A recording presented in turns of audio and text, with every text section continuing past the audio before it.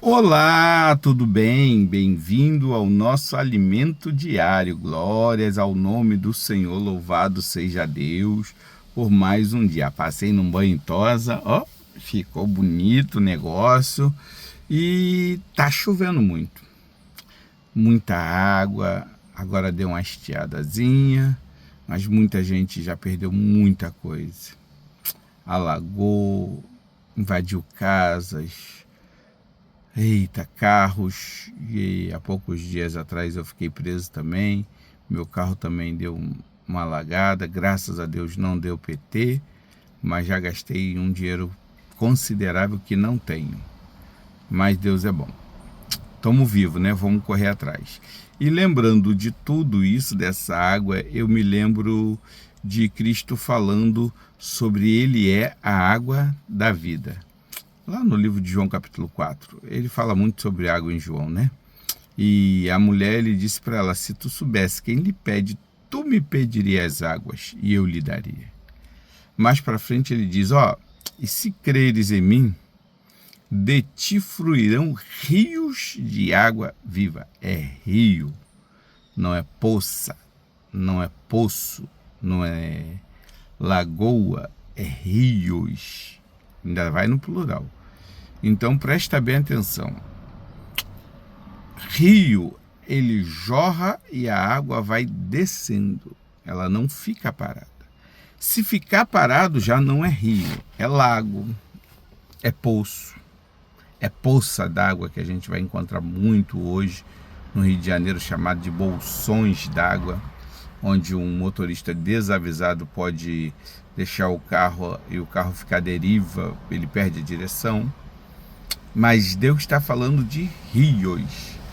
E o que eu entendo sobre rios? Rios, por onde ele passa, o rio, né? Vou tirar do plural. Por onde o rio passa, ele produz vida. Tanto que se você estiver num lugar e tiver tudo seco, é sinal que não tem água. Mas quando você passa onde tem rio, você vai encontrar muitas águas. Existem muitos rios na Bíblia, existem vários rios, mas tem o rio Jordão, que era fundamental para o povo de Israel. Tem o rio Nilo, que era fundamental para o Egito.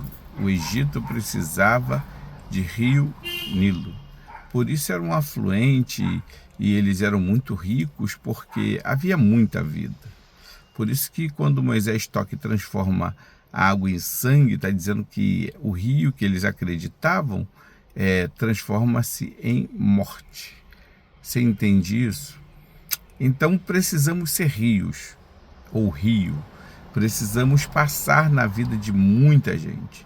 Precisamos frutificar.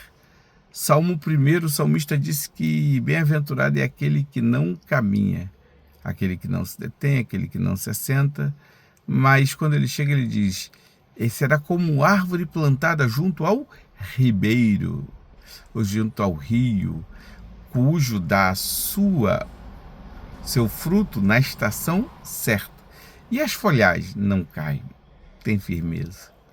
Então nós precisamos receber de Cristo, como ele disse em João 4, que foi o texto que eu comecei, e depois precisamos fluir de nós para outros.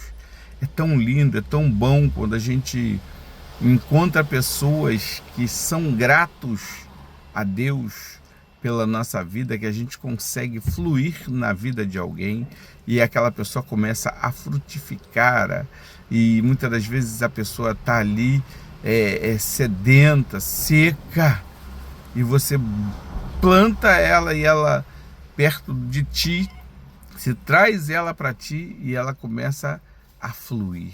Que coisa linda é quando isso acontece. Então de ti fluirá rio de água viva. Deixa Deus fluir através da sua vida. Deixa a glória de Deus ser manifesta através da sua vida. Eu não sei o que você espera, o que você aguarda, mas eu sei que quanto mais a água for, mais água você vai ter. Ou seja, quanto mais bênção você liberar, mais bênção você vai ter. Eu tive um pastor ao meu lado, que é o pastor Eduardo Andrade, meu amigo até hoje, e o pastor Eduardo,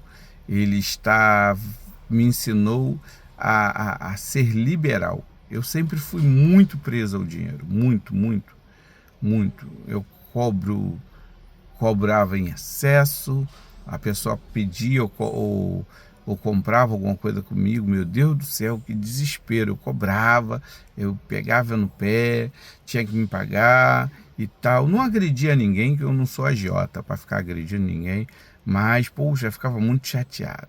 E o pastor Eduardo me ensinou a ser uma pessoa com o coração aberto e com a mão aberta. Lógico, na medida que a gente tem também, né? Não adianta a gente querer abençoar com aquilo que não tem, a gente só dá o que tem. Gente, mas pensa num homem que Deus multiplicou o celeiro dele. Para tu ter noção, o último feito que Deus fez com ele, que eu lembro quando estávamos juntos, Deus deu uma casa para ele que ele não tinha condições para comprar, que ele não tinha dinheiro para comprar, e quando chegou na última parcela, que era alta, alta, de verdade, você pensa numa coisa alta, de verdade, e ele não tinha, e no dia de pagar, o dinheiro estava na conta dele, e ele conseguiu cumprir aquilo que Deus colocou no coração dele. Então a gente precisa fluir em vida de outros, para que o nome do Pai seja glorificado. Deixa Deus te usar. Um forte abraço, ore por nós e seja rio na vida de alguém. A paz de Cristo.